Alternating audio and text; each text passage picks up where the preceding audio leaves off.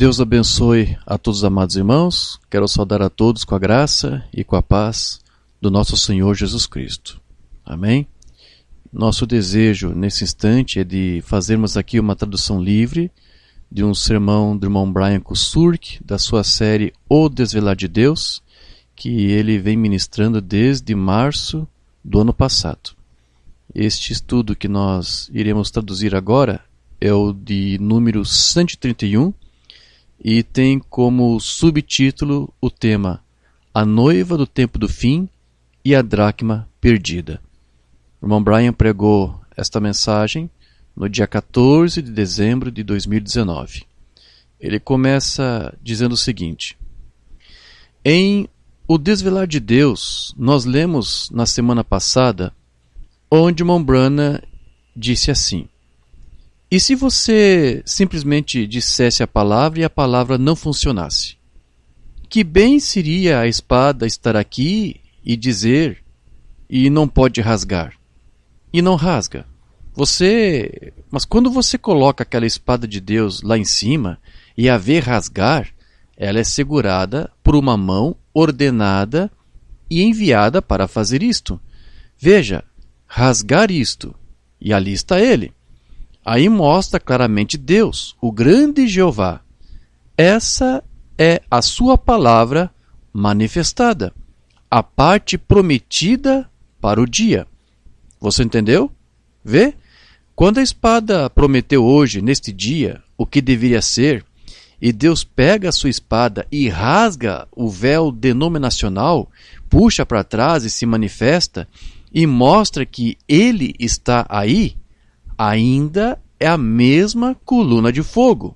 Observe, essa é a palavra manifestada para as promessas de hoje. Agora, nesta manhã eu gostaria de falar de uma parte da palavra que é para este dia. E nós estudaremos essa parte em uma parábola que Jesus contou lá em Lucas, capítulo 15, versículos de 8 a 10, sobre a noiva do tempo do fim. E as suas 10 dracmas de prata, ou a dracma perdida. E estamos estudando isso para as pessoas, para que isso possa reviver-nos, porque afinal ele disse: e se você apenas dissesse a palavra e a palavra não funcionasse? Que bem a espada estaria aqui e dizer, e não pode rasgar, e não rasga. Mas quando você coloca aquela espada de Deus lá em cima e a vê rasgar, ela é segurada por uma mão ordenada, enviada para fazer isso. E assim a nossa oração nesta manhã é que sejamos os que foram ordenados, a fim de se apoderar da palavra e segurá-la firmemente para que ela faça o que tem que ser feito. E fará se nós formos ordenados para isto, a parte da palavra. Agora, antes de lermos esta parábola, quero que você entenda que o caráter central desta parábola é uma mulher. E uma mulher nas Escrituras sempre representa a igreja, seja ela representada como noiva ou prostituta. Como noiva, ela representa a igreja verdadeira, e como prostituta, representa a falsa igreja, que é falsa ao seu voto de casamento. A cena que ocorre nesta parábola da noiva do tempo do fim diz respeito à frenética mulher e às medidas meticulosas que ela empreende para encontrar uma dracma que ela perdeu da sua tiara, da sua diadema. E nos é dito que ela tinha 10 moedas de prata e ela perdeu uma delas. Então, nós vamos abrir nossas Bíblias e ler esta parábola para nós mesmos, da mulher e de suas 10 moedas de prata. Agora, você notará, enquanto lemos esta parábola, que eu a dividi em 12 pontos a considerar na compreensão desta parábola. Lucas 15, verso 8 a 9 diz assim: ou qual a mulher que, tendo 10 dracmas, se perder uma dracma, não acende a candeia e varre a casa e busca com diligência até achar? E achando-a, convoca as amigas e vizinhas, dizendo: alegrai-vos comigo, porque já achei a dracma perdida. Vamos orar. Querido Pai, voltamos à tua palavra esta manhã para te conhecer melhor e entender melhor as condições que nos cercam nesta hora. Portanto, Pai, sabemos que estas parábolas foram ditas pelo seu Filho Jesus, e uma vez que é uma parte do Novo Testamento, e portanto, como o seu profeta declarou, elas devem falar desta hora. Tu mesmo declaraste a Moisés: eu sou o que sou. E tu nos disseste no livro de Malaquias: eu sou o Senhor teu Deus e não mudo. E sabemos que tu és a palavra. Portanto, tu és a palavra eterna, e não a palavra para os dias passados, mas tu és a palavra para o dia em que vivemos, a água sempre presente da rocha. Tu és a palavra viva, e desejamos que o Pai veja a sua palavra se manifestando diante de nós e em nós nesta hora. Portanto, Pai, nós pedimos que o teu espírito de sabedoria e de revelação, no conhecimento de si mesmo, nos abrace no entendimento dessa parábola que fala da noiva de Cristo do tempo do fim, e a faça viver em cada um de nós, para que possamos ser como aqueles que estavam no caminho de Emaús, como dizia o seu próprio testemunho. Nossos corações não queimaram dentro de nós quando ele nos abriu as Escrituras?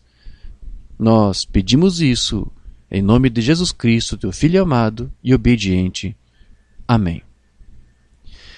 Agora, antes de prosseguirmos, eu quero que você entenda que esta parábola que vamos examinar nesta manhã fala da segunda vinda de Cristo.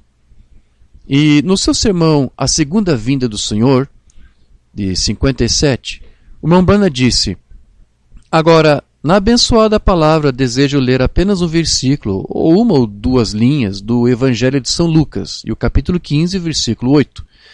O qual mulher que tem 10 moedas de prata, e se perder uma, não acende uma candeia, varre a casa e procura diligentemente até encontrá-la. E quando a encontrou, reuniu suas amigas e vizinhas, dizendo: alegrai-vos comigo, pois encontrei a peça que havia perdido. Agora, isso pode parecer uma escritura muito estranha para a segunda vinda de Cristo, mas está falando da segunda vinda de Cristo. Veja, se quisermos entender essa parábola à luz de hoje, primeiro nós precisamos saber quem é essa mulher, porque é isso que Jesus está fazendo aqui com uma pergunta. Observe que ele está fazendo uma pergunta aqui. Ou qual mulher? Ou quem é essa mulher? Que tendo 10 moedas de prata, se perder uma, não acende uma candeia, varre a casa e procura com diligência até encontrá-la. Agora, observe em sua Bíblia que há um ponto de interrogação nos mostrando que esta é uma pergunta que Jesus está fazendo. Portanto, ao ler esta frase, nós devemos também fazer a pergunta: quem é essa mulher? E o que ela representa? Porque é exatamente isso que Jesus está nos perguntando. Ele diz: qual mulher, ou quem é essa mulher que representaria essa cena diante desse conjunto de circunstâncias? Portanto, para entender essa parábola, eu a dividi em 12 pontos para que nós possamos considerar aqui. E lembre-se que esta parábola fala da noiva do tempo do fim. E lembre-se que no seu sermão Shalom, William Branham disse: todo o Novo Testamento fala desta hora. Então, número 1, precisamos saber quem é essa mulher, quem ela representa. Pois se não entendermos quem ou o que é que ela representa, nós não podemos sequer começar a entender a parábola em si e como que ela pode se aplicar a esta hora. Número 2, nós entendemos que ela tem 10 moedas de prata, e, portanto, nós devemos entender por que ela tem 10 e o que isso significa. O que há de tão significativo nesse número 10 que Jesus usou propositalmente nesta parábola sobre as dracmas, as moedas de prata? Número 3. Como sabemos que ela tem peças de prata, nós devemos saber o que essas peças de prata representam. Número 4. Como ela perdeu uma peça e se tornou diligente em sua pesquisa, nós devemos nos perguntar: o que a peça de prata que faltava representa e por que ela está tão desesperada para encontrá-la. Número 5. Em sua busca pela peça de prata que faltava, ela acende uma vela. Portanto, devemos nos perguntar o que significa acender uma vela, uma candeia. Número 6. E no decorrer da busca por essa dracma perdida que faltava, nós a encontramos varrendo sua casa e, portanto, nós devemos nos perguntar o que varrer a casa significa para nós nesta hora. Número 7. Como ela parece ser tão diligente em sua busca por essa peça que falta, nós devemos nos perguntar o que é tão importante sobre essa peça de prata que ela vira a casa toda de cabeça para baixo em sua busca. Por que ela é tão diligente em procurar essa peça de prata que faltava? Quais são essas circunstâncias que a levam a entrar no que parece ser uma condição de pânico, tentando encontrar esse pedaço perdido de prata? Número 8. Uma vez que ela encontrou a sua peça de prata que faltava, nós precisamos entender o significado dela chamar as suas amigas e vizinhas. Por que ela as chama? Número 9. Então devemos perguntar: quem são essas vizinhas? E quem são essas amigas que ela chama? Número 10. E por que ela as chamou? Por que juntas? Por que não um de cada vez? O que isso significa chamando essas pessoas a se reunirem? Número 11. O que significa essa alegria nesta parábola? E número 12. O que é significativo nessas palavras? Encontrei o que estava perdido. Agora que nós fizemos tantas perguntas que precisam ser respondidas, nós vamos começar o nosso estudo com o ponto de número 1. Quem é essa mulher? Agora, essa é uma boa pergunta, e já que Jesus não nos diz a ela o nome dela, nós devemos assumir que ela é mencionada no tipo para representar algum grupo. Agora, na semana passada em nosso estudo sobre as 10 virgens, nós lemos onde o irmão Branham nos disse que mulheres, ao longo das Escrituras, sempre representam uma igreja. No sermão Por que não somos uma denominação, William Branham disse: agora, uma mulher na Bíblia representa igreja. Quantos sabem disso? Nós somos uma noiva. A igreja é uma noiva. Agora, sendo que esta mulher de quem Jesus está falando aqui nesta parábola representa uma igreja, nós devemos então nos perguntar: que igreja que ela está representando aqui? Porque há uma igreja verdadeira e há uma igreja que é falsa. Uma é chamada de noiva, enquanto que a outra é chamada de prostituta, porque ela é infiel ao seu voto ao marido. Ao fazer essas perguntas, nós começamos a ter uma ideia do comportamento peculiar dessa mulher e por que ela está tão diligentemente procurando essa peça de prata que está faltando. Se você se lembra da semana passada, quando estudamos a parábola das 10 virgens, nós descobrimos que essas virgens representavam a igreja em sua pureza, sem que nenhum homem fizesse credos entre elas. Elas acreditam somente na Bíblia. Elas acreditam na sola escritura, como dizia Martinho Lutero. E nós descobrimos nessa parábola que havia 10 virgens. E examinamos o propósito por trás do número 10 referente às virgens. E descobrimos que isso representava a chegada à conclusão do sistema inteiro, o fim de um ciclo e o início de um novo. Número 2. Sabemos que esta noiva tem 10 moedas de prata. E, portanto, devemos entender por que ela tem 10. O que isso significa? Por que Jesus usa 10 moedas de prata como parábola e o que isso significa para nós? Agora, como declaramos na semana passada, o número 10 é um dos números perfeitos e é significativo porque representa todo o sistema numérico que está sendo concluído. Portanto, o número 10 significa que todo o ciclo está completo. O número 10 é usado nas Escrituras para representar o fim de um ciclo. como Deus completou o ciclo do homem na era antediluviana com Noé, Noé foi a 10ª geração de Adão, trazendo uma nova aliança de Deus. E Abraão foi a 10ª geração desde Noé, trazendo uma nova aliança incondicional de Deus. E Davi foi a 10ª geração desde Abraão, e etc.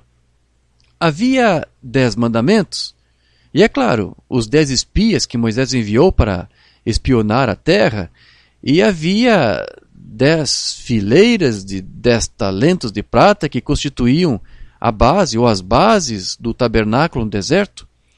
Dízimos é um 10, é um décimo, que representa o todo o que é devido a Deus, mostrando os seus créditos sobre o todo.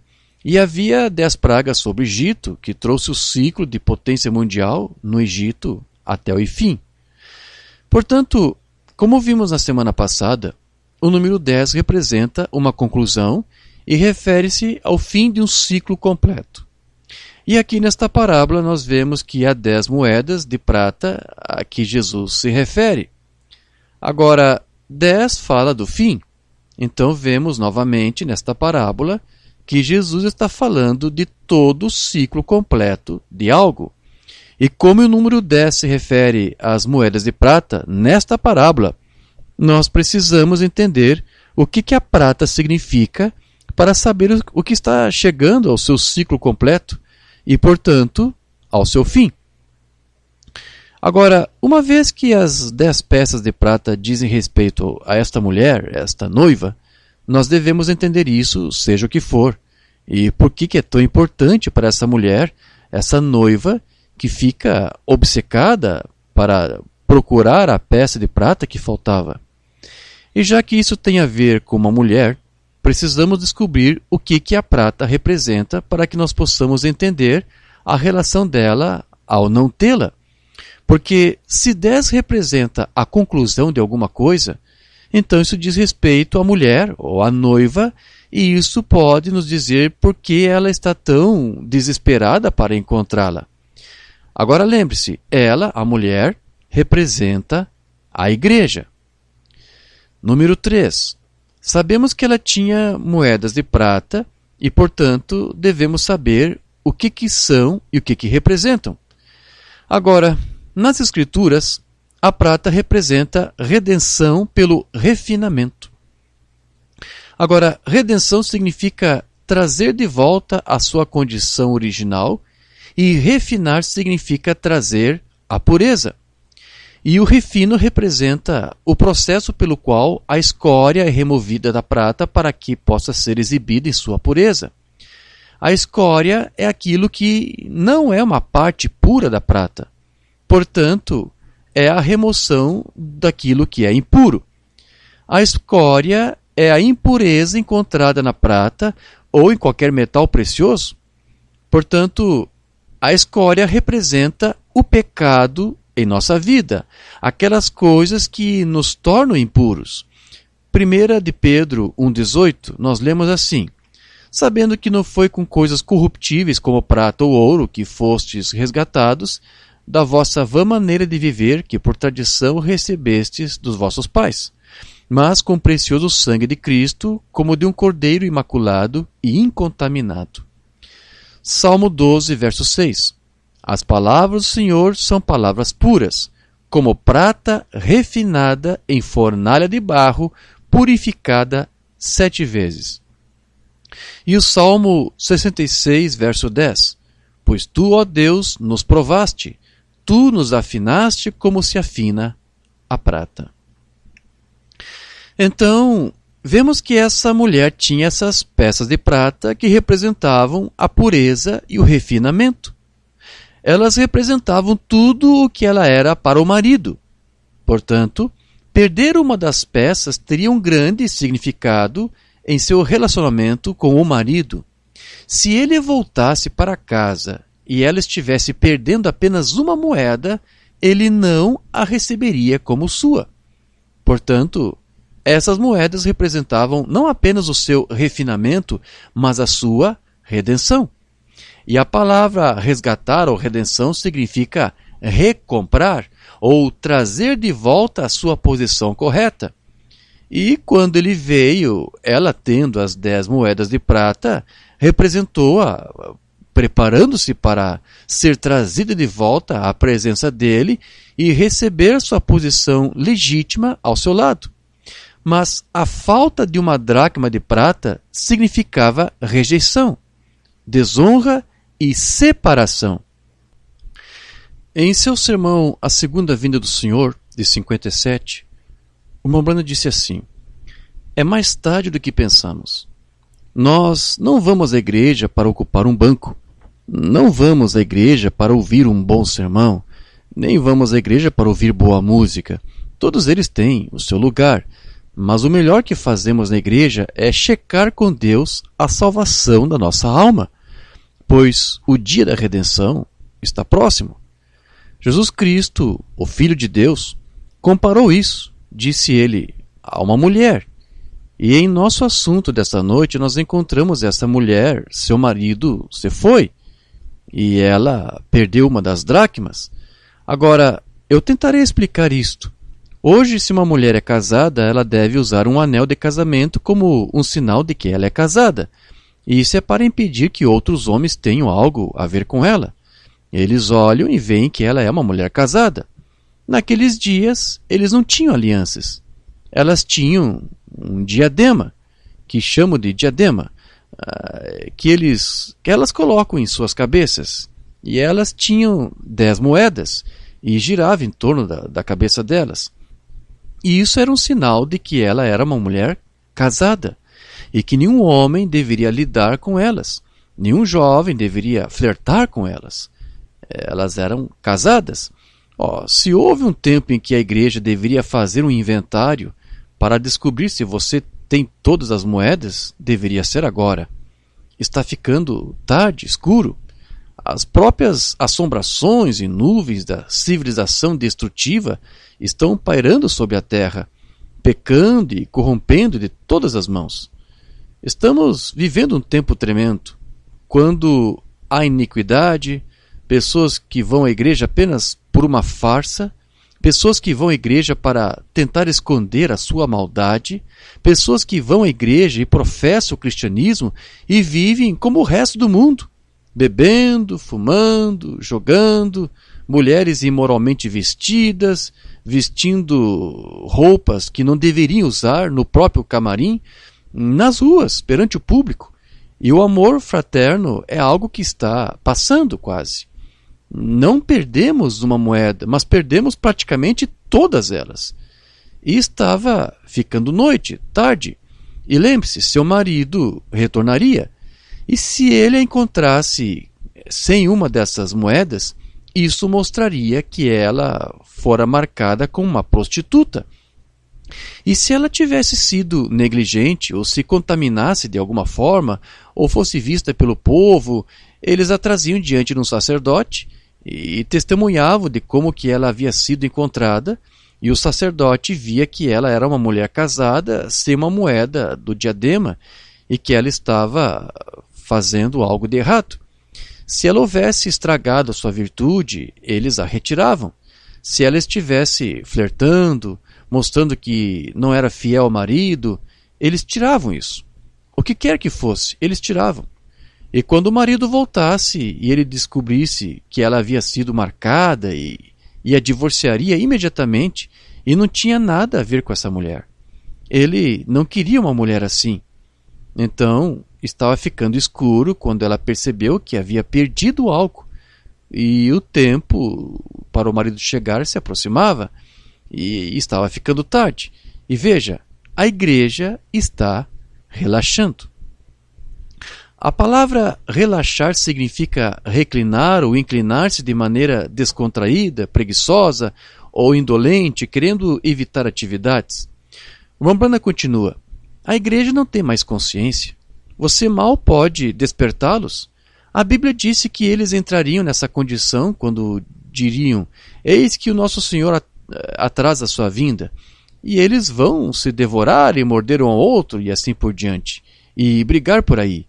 É exatamente essa hora. Está tudo pronto. A página está virada como foi e está pronta. A vinda do Senhor.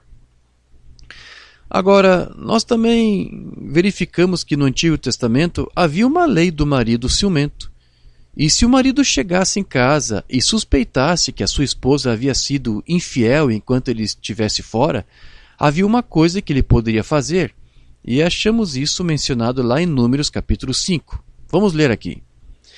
Falou mais o Senhor a Moisés, dizendo: Fala aos filhos de Israel e diz-lhes: Quando a mulher de alguém se desviar e transgredir contra ele, de maneira que algum homem se tenha deitado com ela, e for oculto aos olhos de seu marido, e ela o tiver ocultado, havendo-se ela contaminado, e contra ela não houver testemunha, e no feito não for apanhada, e o espírito de ciúmes vier sobre ele, e de sua mulher tiver ciúmes, por ela se haver contaminado, ou sobre ele vier o espírito de ciúmes, e de sua mulher tiver ciúmes, não se havendo ela contaminado, então aquele homem trará a sua mulher perante o sacerdote, e juntamente trará a sua oferta por ela, 1/10 de efa de farinha de cevada, sobre a qual não deitará azeite, nem sobre ela porá incenso, porquanto é oferta de alimentos por ciúmes,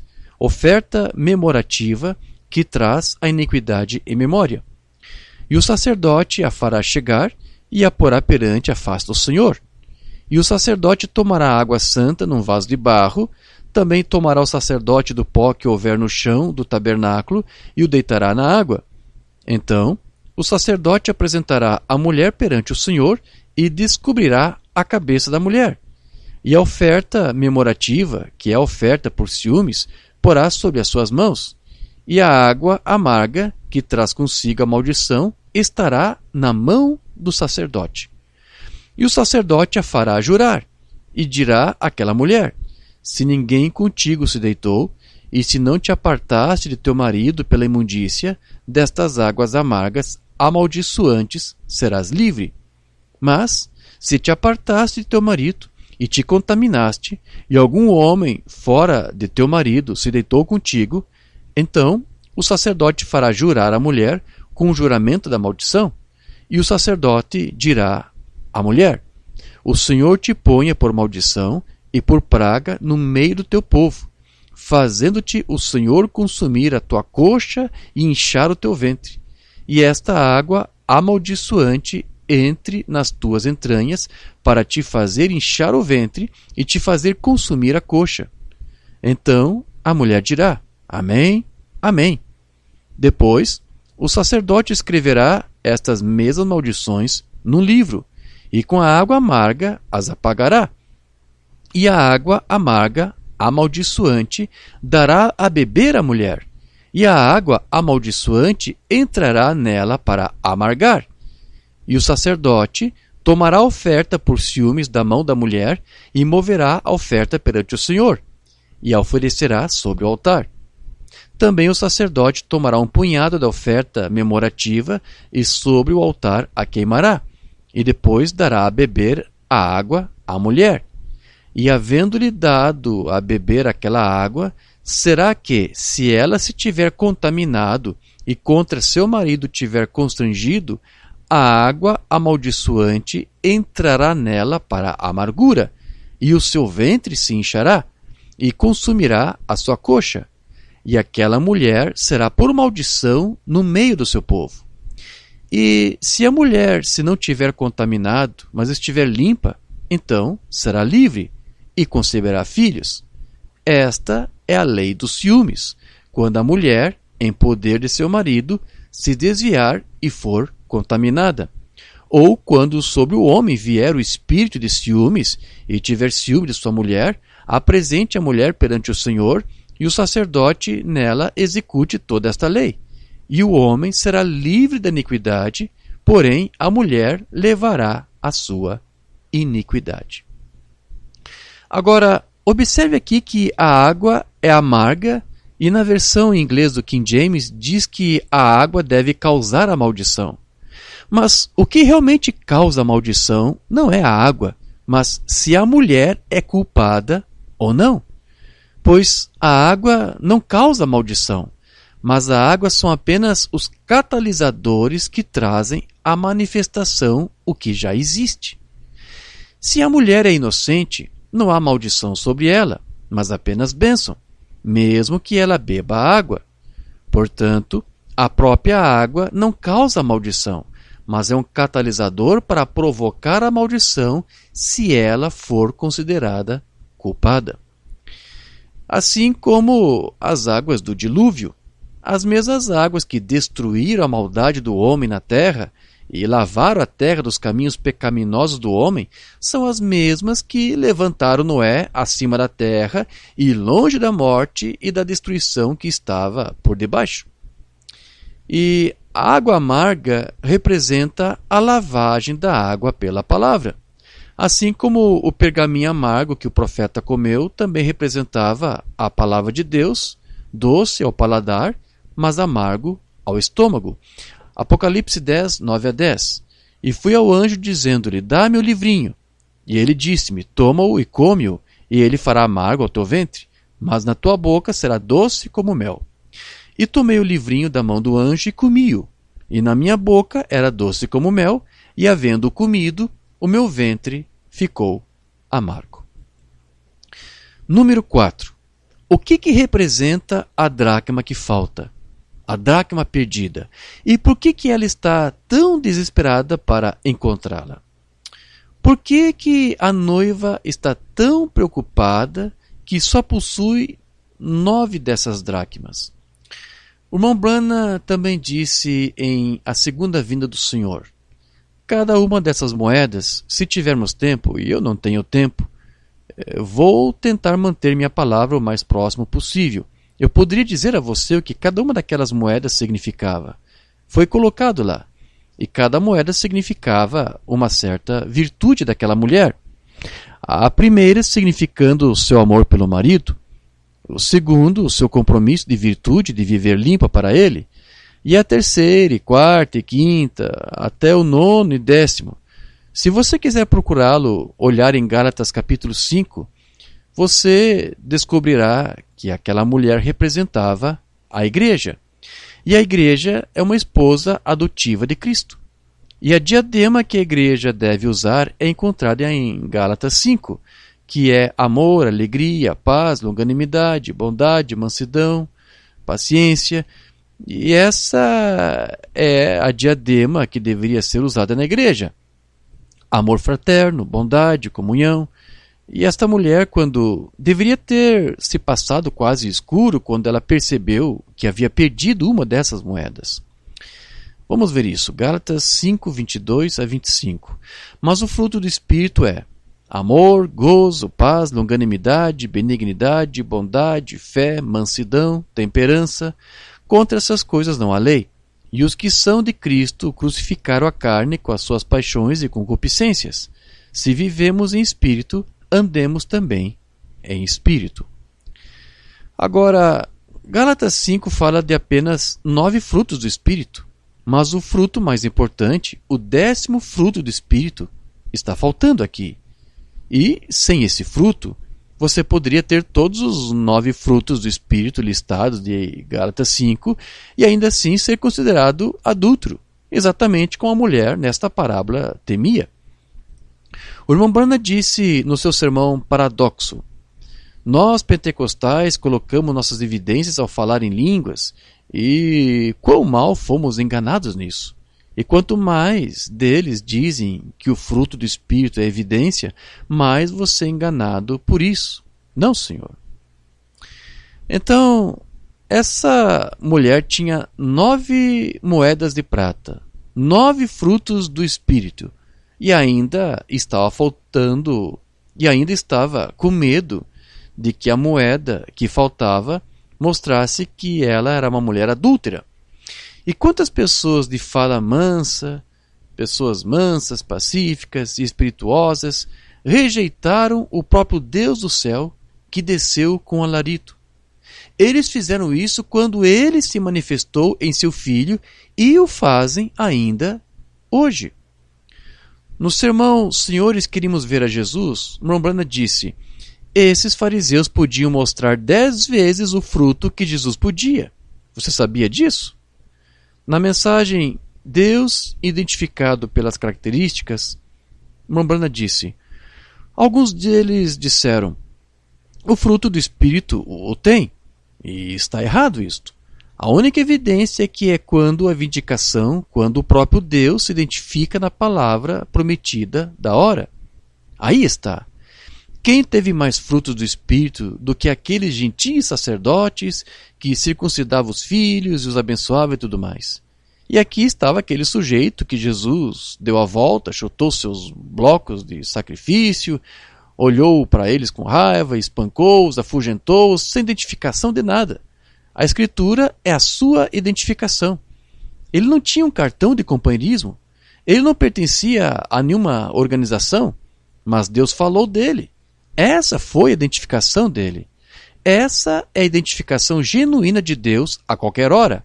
É a identificação dele. É isso que é.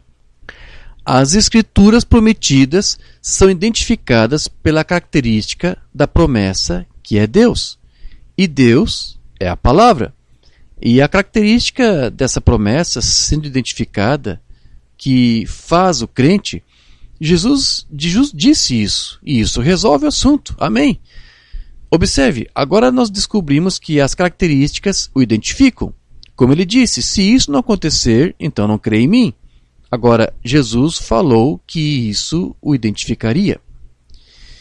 E do seu sermão, o que devemos fazer com este Jesus? Mambrana disse, a ciência cristã disse, ame e você recebeu o fruto do Espírito, mas eles não receberam. Eles negam a divindade de Jesus Cristo. Qual é a evidência disso? Quando esse Espírito que está em você pode pontuar todas as promessas com um amém, e Deus a confirmará. Foi exatamente assim que aconteceu com Jesus Cristo. Aí sim, eles tiveram mais frutos do Espírito. Eles tinham todos os tipos de evidências. Você não pode atribuir nenhuma evidência a nada, a não ser ao próprio Deus que manifesta a sua palavra. Essa é a única evidência verdadeira de que você é um cristão. Agora, isso nos leva de volta à nossa declaração de abertura do irmão Brana em O Desvelar de Deus. E se você apenas dissesse a palavra e a palavra não funcionasse? Que bem a espada estaria aqui e dizer, e não pode rasgar. E não rasga, não corta. Mas quando você coloca aquela espada de Deus lá em cima e a vê cortar, ela é segurada por uma mão ordenada enviada para fazer isto. Veja, corta-o, e lá está ele. Aí mostra claramente Deus, o grande Jeová. Essa é a sua palavra manifestada, a parte prometida para o dia. Você entendeu? Vê? Quando a espada prometeu hoje, neste dia, o que deveria ser, e Deus pega a sua espada e corta o véu denominacional, puxa-o para trás e se manifesta, e mostra que ele está aí, ainda é a mesma coluna de fogo. Observe, essa é a palavra manifestada para as promessas de hoje. Então, estamos falando sobre a palavra da hora se manifestar na noiva de Cristo. Deus fazendo a sua palavra no seu vaso. Não apenas tê-lo, mas fazê-lo funcionar como deveria funcionar, como João 14, verso 12. E do seu sermão, quem dizeis ser este? O irmão Brana disse, a evidência do Espírito Santo é crer em sua palavra. Sempre tem sido, em todas as eras, se você pode receber a palavra. Aqueles sacerdotes superavam Jesus em 1 milhão de milhas quando se tratava dos frutos do Espírito.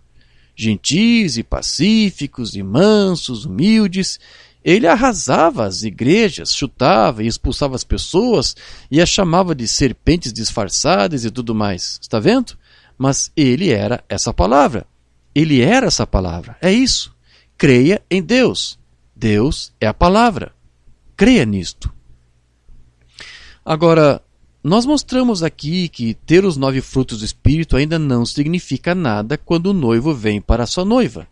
Se ela achar que está faltando o último fruto, se estiver faltando, ela será despejada, divorciada, como uma prostituta, e separada da sua presença para sempre.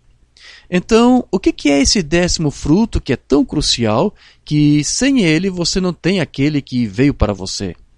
é um fruto do Espírito, já que as outras 9 moedas também são frutos do Espírito, mas isso não é mencionado no capítulo 5 de Gálatas. William Branham disse no seu sermão Os Ungidos dos Últimos Dias. Observe, mas é o que eles produzem que faz a diferença. Pelos seus frutos, disse Jesus, os conhecereis. E depois ele disse, e qual que é o fruto? A palavra para o fruto para a estação. É isso que é. O ensino deles. O ensino do quê? O ensino da estação. Que horas são? A doutrina do homem, a doutrina denominacional ou a palavra de Deus para a estação? Em outras palavras, qual é a doutrina? A doutrina do homem, a doutrina denominacional ou a doutrina de Deus? Então, o que é esse 10º fruto ou a 10ª peça de prata que define quem é essa jovem? É a doutrina de Cristo. É o ensino da estação. Tem que ser, porque essa mulher, a igreja, sabia que se o noivo chegasse em casa e ela não tivesse, ela seria afastada da presença dele e não o teria mais. Ele dizia, eu a conhecia como minha esposa, mas não a conheço mais. E que doutrina é tão importante que se você não a possui, você não possui a ele? O apóstolo João nos disse, lá em 2 João 9, aquele que ecoa a doutrina de Cristo, ecoa a Deus. 2 João 9, todo aquele que transgride, que não permanece na doutrina de Cristo, não ouve a Deus. Aquele que permanece na doutrina de Cristo, ecoa o Pai e o Filho. E ele também nos disse lá em 1 João 2, verso 23, todo aquele que nega o Filho, o mesmo não ecoa o Pai, mas aquele que reconhece o Filho também ecoa o Pai. Veja, eles dizem que blasfemamos porque chamamos Jesus de o Filho de Deus, mas eles também disseram que Jesus blasfemava por causa da mesma coisa. João 10, 36. Aquele a quem o Pai santificou e enviou ao mundo, vós dizeis, blasfemas porque disse, sou filho de Deus? Também João 5, verso 23. Para que todos honrem o Filho como honra o Pai. Quem não honra o Filho, não honra o Pai que o enviou. João 5, verso 26. Porque como o Pai tem a vida em si mesmo, assim deu também ao Filho ter a vida em si mesmo. Agora, sabemos que é a doutrina de Cristo, porque é a doutrina que Jesus recebeu de seu Pai e nos ensinou. João capítulo 7, verso 16. Jesus lhes respondeu e disse, a minha doutrina não é minha, mas daquele que me enviou. E ele também disse em João 14, verso 10, não crês tu que eu estou no Pai e que o Pai está em mim? As palavras que eu vos digo não as digo de mim mesmo, mas o Pai que está em mim é quem faz as obras.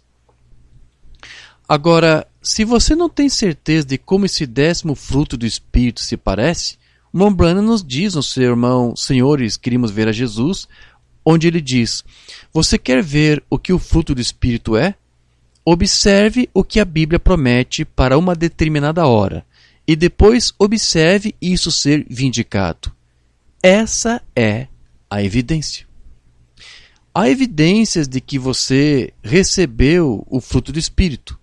Ser capaz de ver a palavra de Deus manifestada na hora em que você está vivendo. Número 5. O que significa acender a candeia, a vela? É melhor que a igreja esteja se examinando pela palavra de Deus, nossa pureza, nossa lealdade, nossa devoção. Tornamo-nos tagarelas, portadores de histórias, fumantes de cigarros, caluniadores, Jezabéis pintadas, tudo que o resto do mundo faz.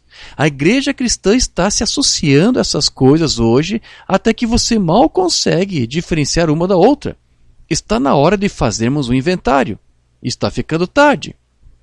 Agora, era tão tarde que ela teve que acender uma vela. E ela pegou uma vela. Ela não apenas conseguiu uma vela, mas também uma vassoura. E ela foi para a limpeza da casa. Oh, irmão, se alguma vez houve a necessidade de acender uma vela, o envio da luz do Evangelho, o Espírito Santo de volta à igreja, não tanto por emoção, não para algum trabalho emocional, não para dar um pulo de alegria, mas para uma experiência de busca do coração quando homens e mulheres se acertam com Deus, Correto. Estamos no tempo do fim.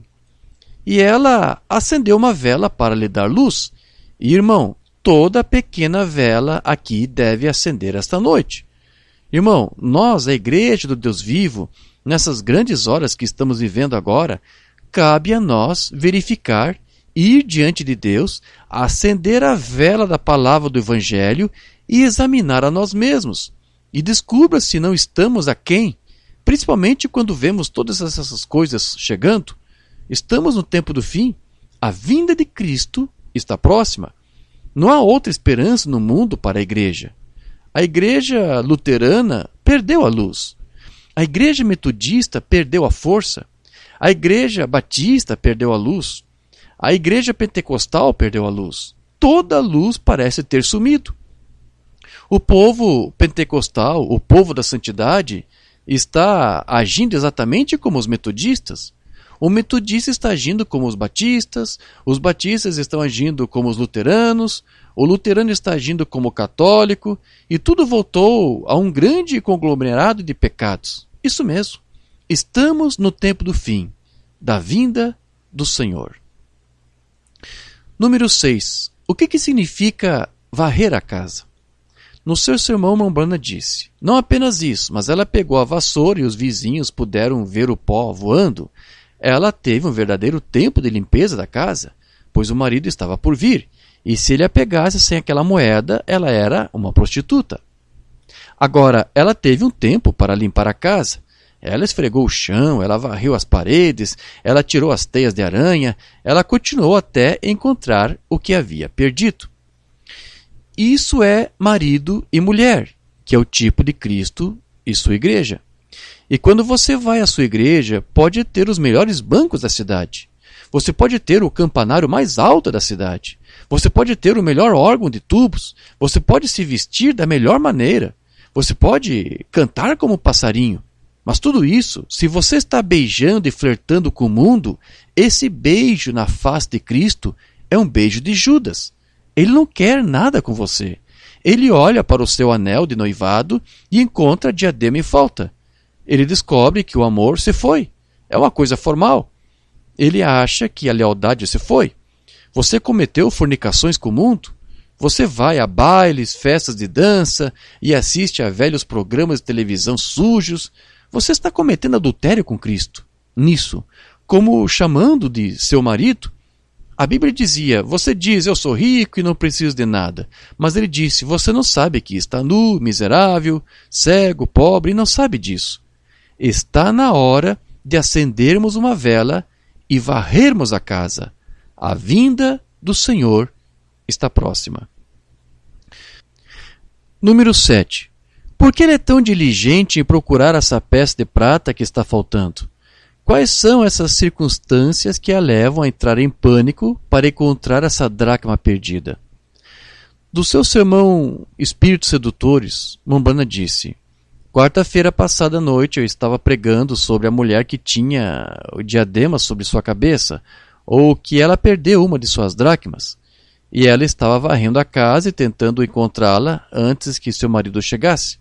E nós descobrimos que essa mulher era um tipo de mulher oriental, e ela representava a igreja.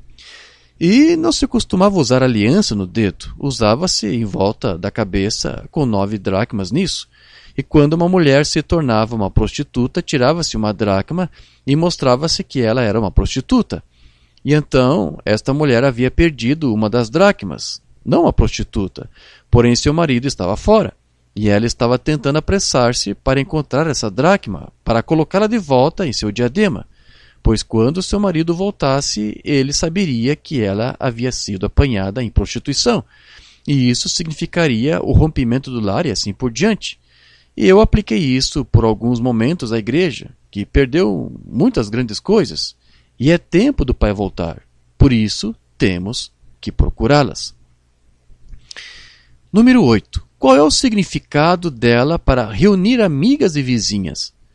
No seu sermão A Festa das Trombetas, o irmão Brana disse, agora, assim que esta igreja, a noiva, é reunida, ela é acolhida naquele mistério do 7º selo, ou o 7º selo, o mistério que está acontecendo. E no seu sermão O Éder de Satanás, Mombrana disse: as pessoas adoram ignorantemente a Satanás, pensando que estão adorando a Deus. Como somos advertidos por profecia em 2 Tessalonicenses, que... Vamos ler isso, 2 Tessalonicenses, capítulo 2. Vamos só um momento, se eu puder imediatamente. Eu gostaria de ler isso apenas, creio que é 2 Tessalonicenses. Eu tenho escritura aqui, eu digo... Agora, imploramos a vocês, irmãos, pela vinda, e essa palavra aqui é parúzia, do Senhor Jesus, e pela nossa reunião com Ele, e ver a vinda do Senhor e o encontro com Ele, como Deus vai reunir o seu povo a Ele nos últimos dias. O encontro das pessoas para o Senhor, e não para a igreja, para o Senhor, reunindo até Ele. Número 9. Quem são as vizinhas e amigas que ela chama?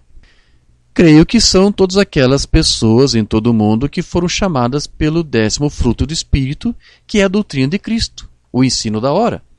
Eles foram chamados para a ceia das bodas e estão surgindo com a mesma empolgação que a mulher, a igreja, que encontrou aquilo que achava ter perdido. E estão regozijando-se como se também tivessem perdido sua própria dracma e agora a têm encontrado. Lucas 14, verso 23. E disse o Senhor aos servos: saí pelos caminhos e valados e força-os a entrar para que a minha casa se encha. Mateus 22, versos 9 a 10. E depois as saídas dos caminhos e convidai para as bodas a todos os que encontrardes. E os servos, saindo pelos caminhos, ajuntaram todos quantos encontraram, tanto maus como bons, e a festa nupcial foi cheia de convidados. E depois a Mombrana disse: agora, ela tinha um tempo para limpar a casa. Ela esfregou o chão, ela varreu as paredes, ela tirou as teias de aranha, ela continuou até encontrar o que havia perdido. E quando encontrou, chamou suas pequenas igrejas para virem agora. Não importa se você é metodista, batista, pentecostal, presbiteriano, venha, vamos alegrar juntos. Quando esse tempo chegar, quando a igreja encontrar o seu amor fraterno, quando a igreja encontrar sua santa decência, quando a igreja encontrar o seu lugar em Cristo, ela chamará os outros membros do corpo. Venha e se alegre conosco. Deus quer que a igreja a chame. Número 10. Por que juntos? O que significa o seu chamado para se reunir? Significa uma unidade mental, como Paulo disse lá em 1 Coríntios 1:10. Rogo-vos, porém, irmãos, pelo nome de nosso Senhor Jesus Cristo, que digais todos uma mesma coisa, e que não haja entre vós dissensões, antes sejais unidos em um mesmo pensamento e em um mesmo parecer. Número 11. O que significa a alegria nesta parábola? Apocalipse 19, versos 7 a 8. Regozijemo-nos e alegremo-nos e demos glória, porque vindas são as bodas do Cordeiro, e já a sua esposa se aprontou, e foi-lhe dado que se vestisse de linho fino, puro e resplandecente, porque o linho fino são as justiças dos santos. E número 12. O que é significativo nas palavras encontrei o que estava perdido? Lembre-se, em Alfa, ela perdeu algo também, e Alfa deve se tornar Ômega. E o que ela havia perdido naquela primeira era da igreja, ela perdeu o seu primeiro amor. E também a igreja, nesta hora, perdeu o seu primeiro amor. E quando Deus desceu com um alarido nesta hora e restaurou para nós o primeiro amor, não conseguimos manter nossa paz e convocamos a noiva de todo mundo para saber o que sabemos, para ver o que vemos, ouvir o que ouvimos e compartilhar em encontrar o nosso primeiro amor novamente. Do sermão Deixando Escapar a Pressão, Mombrana disse: Nosso Pai Celestial, podemos ver, Senhor, que a igreja perdeu seu primeiro amor. Podemos ver que a igreja, na íntegra, em todo o país, caiu. Não apenas a nação, mas o mundo. Entendemos que tu falaste na outra manhã e disseste que o tempo de semeadura é aqui, que o único lugar para plantar sementes é nos campos estrangeiros. Isto é uma limpeza sobre o restolho. E, ó Deus, verdadeiramente essas palavras estão certas. Do livro das Eras, Resumo das Eras, Rembrandt disse: naquela época, a verdadeira igreja havia perdido seu primeiro amor. Esse amor foi tipificado como o amor dos noivos no casamento e nos primeiros anos de vida conjugal. Houve um resfriamento daquele completo amor e um abandono a Deus. E para concluir agora, vamos ler do livro das Eras da Igreja, da Era da Igreja de Éfeso. O próprio nome Éfeso tem um estranho significado composto: visado e relaxado. As altas aspirações desta era, que começara com a plenitude do Espírito, a profundidade de Deus, pela qual eles estavam visando a soberana vocação de Deus, começara a dar lugar a uma atitude menos vigilante. Um seguir a Jesus Cristo menos ardente começou a se manifestar como um presságio de que, nas eras futuras, o veículo físico chamado a Igreja submergiria na hediondez da profundidade de Satanás. Tornara-se relaxada e estava à deriva. A era já estava se apostatando. Tinha deixado seu primeiro amor. A minúscula semente plantada nessa era de Éfeso cresceria um dia no espírito do erro, até que todas as aves imundas do ar se aninhassem em seus ramos. Tão inofensiva ao raciocínio humano, aquela pequena planta pareceria para essa nova era, a nova igreja, que novamente ela seria enganada por Satanás. A era de Éfeso tinha oferecido a ela a oportunidade de ter o melhor de Deus, e por algum tempo ela prevaleceu, e depois relaxou. E naquele momento de descuido, Satanás plantou a semente da completa ruína. O fervente desejo de agradar a Deus, a paixão por conhecer sua palavra, o clamor por elevar-se no espírito, tudo começa a esmorecer e, em vez dessa igreja estar incendiada com o fogo de Deus, ela tem esfriado e se tornado um pouco formal. É isso que estava acontecendo lá atrás com os efésios. Eles estavam ficando um pouco formais. O entregar-se a Deus estava aos poucos desaparecendo. E as pessoas já não estavam tão atentas ao que Deus pensava delas, porquanto começaram a estar atentas ao que o mundo pensava delas. Entrando esta segunda geração, foi exatamente como Israel. Eles demandaram um rei para serem como as outras nações. Quando fizeram isso, eles rejeitaram a Deus, mas de qualquer forma o fizeram. Essa é a história da igreja. Quando ela pensa mais em se conformar ao mundo, em vez de se conformar a Deus, não demora muito até que você os vê parar de fazer coisas que costumavam fazer e começar a fazer coisas que não faziam inicialmente. Eles mudam sua maneira de vestir, suas atitudes e seu comportamento. Eles ficam frouxos. Isso é o que Éfeso significa: relaxado, à deriva. O ciclo de avivamento e morte nunca falhou. Tudo o que você tem a fazer é relembrar este último movimento de Deus no Espírito, quando homens e mulheres vestiam-se como cristãos, iam à igreja, oravam a noite toda, iam para as esquinas e não se envergonhavam das manifestações do Espírito.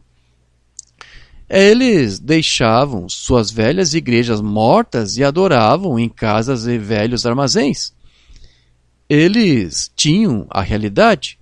Mas não demorou muito tempo até que começassem a obter dinheiro suficiente para construir belas novas igrejas. Eles introduziram um coro em vez deles mesmos cantarem a Deus. Eles puseram togas no coro. Eles organizaram o movimento e o dirigiram pelo homem.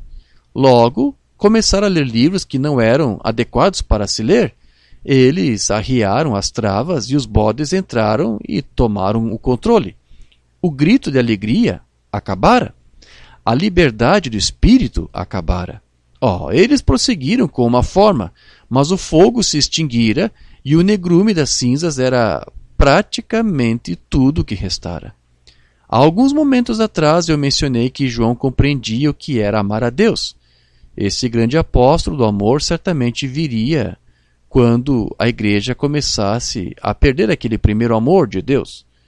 Em 1 de João 5,13 ele diz: porque esta é a caridade de Deus, que guardemos os seus mandamentos, sua palavra. Um pequeno desvio dessa palavra era um passo para longe de Cristo. As pessoas dizem que amam a Deus, elas vão à igreja, até mesmo gritam e se regozijam, e cantam e têm momentos de grandes emoções. Mas, quando tudo termina, observe e veja se elas estão nessa palavra, andando nela, vivendo nela. Se passam por todas as outras coisas e depois não andam nessa palavra, elas podem dizer que amam a Deus, mas suas vidas contam uma outra história. Eu não sei se João não viu muito disso antes de morrer. Pessoas dizendo que amava a Deus, porém não obedecendo a sua palavra. Ó, igreja de Éfeso, algo está acontecendo com você. Alguém está tentando acrescentar a essa palavra ou tirar dela, mas eles o estão fazendo tão sutilmente que você não pode vê-lo. Eles não têm feito um movimento tão grande que você possa vê-lo abertamente. Está encoberto. E eles o estão trazendo por meio da razão e da compreensão humana, e isso tomará o controle a menos que você o rejeite. Volte ao Pentecostes antes que seja tarde demais. Mas, como sempre, as pessoas não prestam atenção à advertência de Deus. Esse fogo de avivamento edificado sob a sagrada palavra é tão maravilhoso, e a manifestação do Espírito tão abençoada, que um pequeno temor se insinua e um sussurro no coração diz: como podemos proteger esta verdade que temos? O que podemos fazer para ver este avivamento continuar? É aí quando o espírito anticristo entra e sussurra: olhem, vocês têm a verdade agora, cuidem que ela não se perca, organizem e estabeleçam o credo daquilo que vocês creem, ponham tudo isso no manual eclesiástico. E eles o fazem. Eles organizam. Eles acrescentam a palavra e morrem, exatamente como Eva, por tomar uma palavra errada. É a palavra de Deus que produz vida, e não é o que nós dizemos acerca da palavra o que conta, mas é o que Deus disse. Amém, meus queridos. E assim terminamos aqui a tradução de mais esta mensagem aqui do irmão Brian, que eu devo dizer aqui para vocês, confessar a vocês que fiquei surpreso, viu? Fui pego de surpresa, porque se você observou aqui, o irmão Brian tratou nesse tema do mesmo assunto que nós tratamos no nosso último estudo de 2019, onde tratamos sobre a perda do primeiro amor. Eu lembro mais uma vez que este foi um sermão do irmão Brian que ele me deu para traduzir, e eu rapidamente dei uma olhada antes, mas não li o texto, então eu não sabia que ele estava tratando desse mesmo tema que tratamos no domingo passado. Então eu vejo que de alguma forma aqui é Deus nos guiando. Deus nos deu um tema em um último culto no último domingo de 2019, e no primeiro domingo desse novo ano 2020 ele nos traz novamente este mesmo tema. Então eu quero crer realmente, irmãos, que Deus, o Espírito Santo, está aqui nos guiando a este tema, a este assunto. Isso realmente ainda deve estar ocupando as nossas mentes, os nossos corações. Isto aqui não é um acidente, aqui não é por acaso que essas coisas aqui acontecem, tá bem, queridos? Eu fico surpreso, mas ao mesmo tempo não fico surpreso, porque eu sei que Deus está em tudo aquilo que estamos fazendo. Então o Ministério Quinto aqui está alertando a igreja, né, para que você não incorra no mesmo erro que os efésios cometeram, né? Então o irmão Brian aqui apenas usou aquela parábola para tratar do mesmo problema da igreja de Éfeso, porque veja que esta mulher que perdeu a dracma, né, esta mulher tipifica a igreja efesiana, a igreja verdadeira, não é uma falsa igreja, é a igreja verdadeira que perdeu seu primeiro amor. Então o irmão Brian aqui diz que é um fruto do Espírito, essa moeda perdida é um fruto do Espírito. E o irmão Brian disse que esse fruto do Espírito pode ser resumido no fruto da estação, na mensagem desta hora que estamos vivendo, que é a doutrina de Cristo. E está correto. Nós também vimos naquele estudo domingo passado, quando o irmão Brian disse que o fruto do Espírito é realmente a nossa entrega a Deus e a sua palavra. E aqui o irmão Brian está resumindo para nós que essa dracma perdida tipifica o primeiro amor que se perdeu e que deve ser conquistado, você deve correr atrás disso.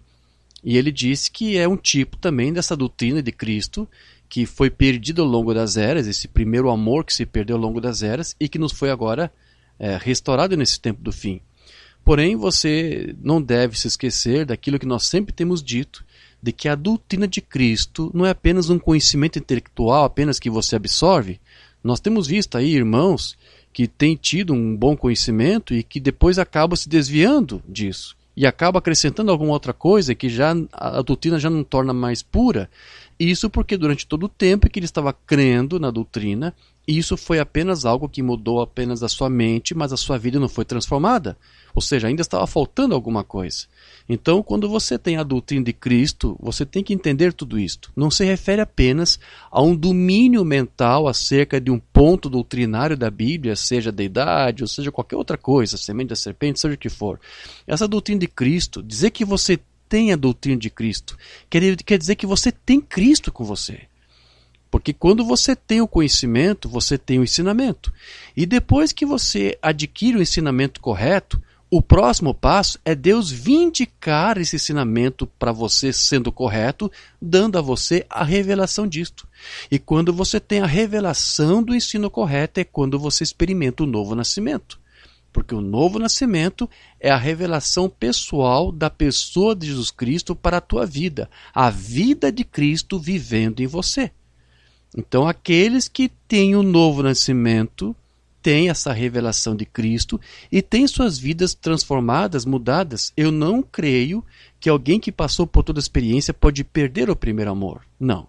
Um crente nascido de novo não pode perder o primeiro amor. Então aqui está tratando daqueles que estão aí na mensagem, estão com esse conhecimento da palavra e perderam alguma coisa, por alguma coisa banal, seja o que for. Porque veja, é a palavra de Deus que produz vida em nós. Então, como diz, né, não é o que nós pensamos acerca da palavra, mas é o que Deus mesmo disse.